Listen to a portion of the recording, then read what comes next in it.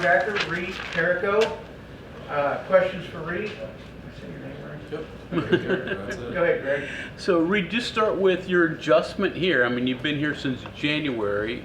How have you adjusted? Not just scheme-wise, though that too, but also just the area, things like that. Yeah, you come to Morgantown when you've been living in Columbus the last 3 years. There's a big difference there. Obviously, I mean, there's like 1.5 million people that live in the Columbus area, and then here, I don't know, but it's not that. So, but I'm from a small town. Like there was 10,000 people in my town back home, so it's kind of nice to go to a place where it's a little slower paced. I'm completely okay with that. And now scheme for you, different from what you ran at Ohio State, and how are you adjusting to what you're running here? Yeah, at Ohio State we ran a 4-down front with two linebackers, two true linebackers, and here, we're playing 3-4. Sometimes we're going, 3 linebackers and a boundary guy is a rusher, but I think I've adjusted pretty well to it. I love football, so I looked at it as an opportunity to learn more about football and learn more about defense, which is really what I love. So. What exactly tipped you over the edge in terms of wanting to come here, transfer here? Wanting to come here? I would say, there's more players here from my area that I had already known that had already been here for a couple years, like Wyatt Milam, Traylon Davis, Bryce Biggs, Doug Nestor, Grayson Malasevich, all of them. They were all from my general area. Ironton, Ohio, it's only about 20 minutes from Huntington area. And then, Traylon, he's from Jackson, Ohio. That's about 40 minutes up the road. So, when you got people that you already know, I was excited to play with guys that I'm familiar with. And some guys who come in, they've never experienced West Virginia. I mean, you're literally right across the river from West Virginia. How much did that kind of just say, okay, well, I understand the environment, I understand the lay of the land, so it's gonna be easier for me to make the transition? Yeah, no, it really wasn't a crazy transition at all. A lot of my family has roots here in West Virginia, just naturally from being so close to it. So, from that regard, it really wasn't a crazy adjustment. I know you've had an injury, but how do you think you've played this year? I think I played pretty good. I think it could always be better. I think there's always some plays, where you're like, daggone, man, if I could have done this, if I could have done that. But, thankfully we get up and go to practice the next day or the next week and get ready to play the next opponent. And then, it's basically what this is all about, is not making the same mistake twice. What do you think are the biggest things that you bring to this roster in just coming in January? I'd say I'm a veteran. Like, this is year 4 for me. I think I bring good work ethic and good football IQ. Like I said, like I'm a student of the game. I love football. I love learning football. So, I'd say that those are probably the top 3 things. You're familiar with the West Virginia culture, but how about football-wise? You were at Ohio State, which is, rarefied air, so to speak. You're kings of their own world. Culture-wise, West Virginia, Ohio State, how is football different in both places? I'd say Ohio State, there's a little bit more glitz and glamour, obviously. This is more of a developmental type of program where you got guys that it might take them 1 or 2 years, where you're not getting these freak shows that are coming in and are ready to go right away physically. I'd say that that's probably the biggest difference. But as far as a culture standpoint and having a close team and team camaraderie, there hasn't been really any difference. And West Virginia, we have a close team like we did at Ohio State, and that was appealing to me, and that's why I'm here. I worked at Cincinnati Choir for a lot of years. Okay. And covered Ohio State, Michigan a few times, and things like that. And just wondering, you still at 15 too. Is there any real comparison between the two rivalries? I'd say that where they took a break, like where West Virginia wasn't playing Pitt, I think that it's getting back to like what it used to be, because it was definitely a hostile environment. Like, the most hostile environment that I'd ever been in was 2021 in Ann Arbor, and but I would say that this past year, up in Pittsburgh, like it definitely compared to that. It's a great rivalry, and I basically just traded off one big rival for another one. Now it's all about beating Pitt. So. Talked about free shows at places like Ohio State, and when you were in high school at Ironton, I mean, you played Roger Bacon, Kirtland, teams that have these kind of guys. How much did that develop you as a player in high school going into Ohio State?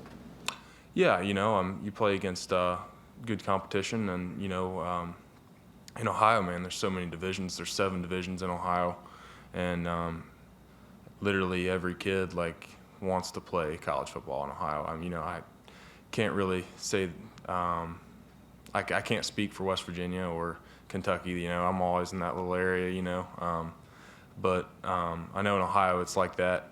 And I did play against great players like you said, Roger Bacon, their running back, Corey Kiner. He's playing at Cincinnati now. He's running back 1. Played against a lot of good competition. So. What's been the biggest struggle for the inside linebackers in getting to correct landmarks on your drops and covering the underneath routes? Sometimes it's been good. Kansas State was able to hit some plays there and put together some first downs with that. What are the things that you and your teammates have to do to be successful and limit those? Well, at the end of the day, it's all about just knowing your alignment, assignment, the situation. And, you look at, you got to be able to line up, get your cleats in the ground, and you see their formation. And then you got to know cold turkey, like what their scheme is coming out of this formation, these concepts that they like to run.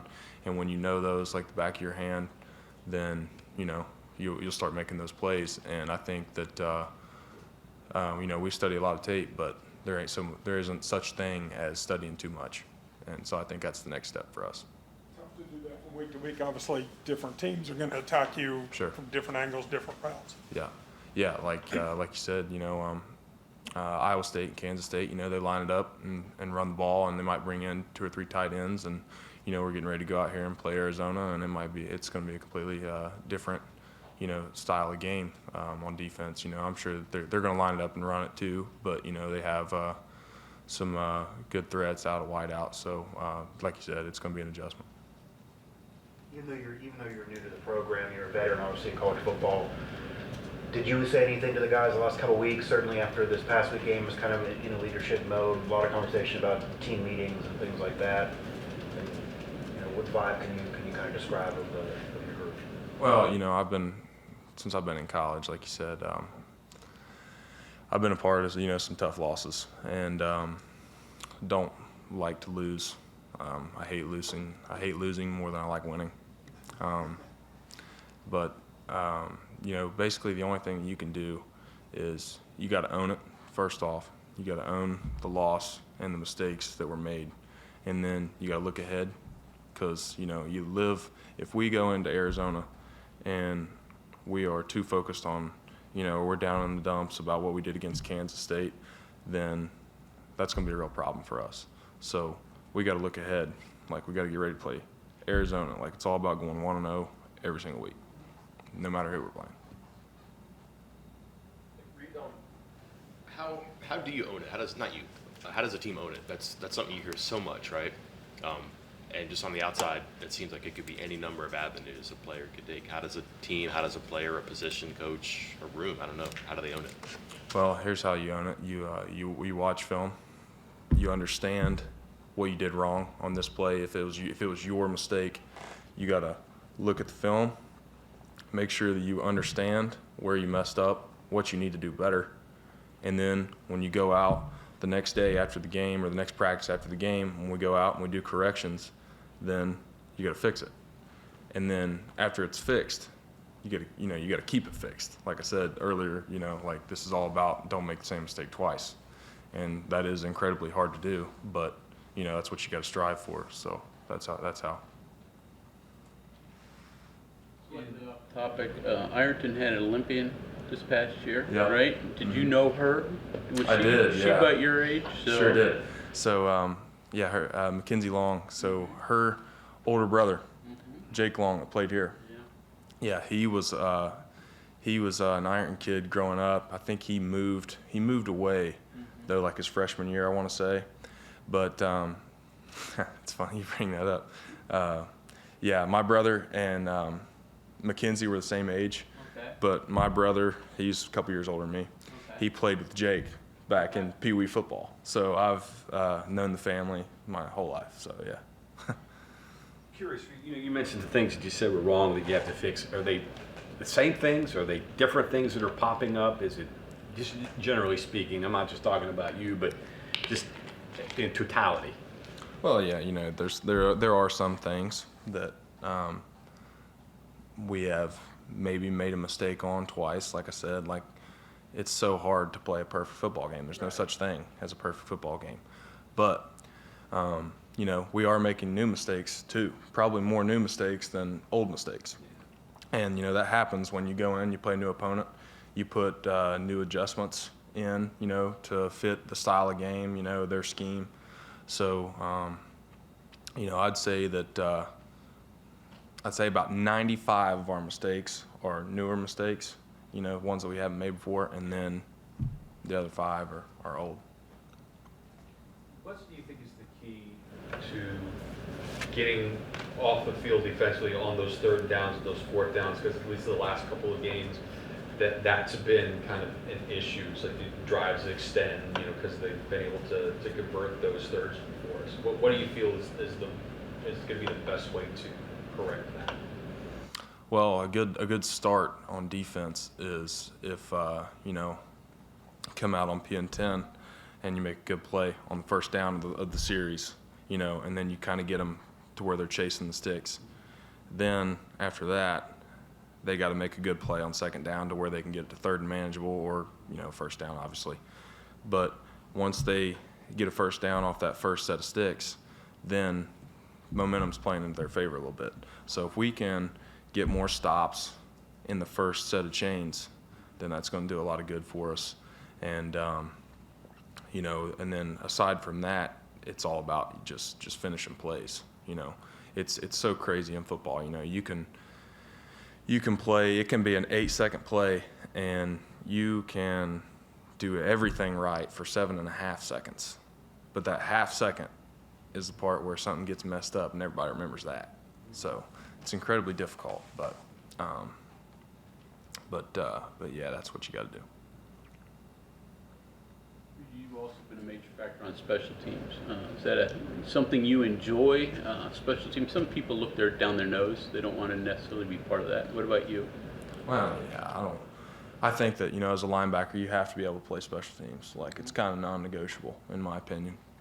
And, in my last school, most of my opportunity came on special teams. So I don't shy away from that. That's kind of part of who I am as a football player. So any role that they have for me on special teams where it could help us win a game, then I'm willing to do it.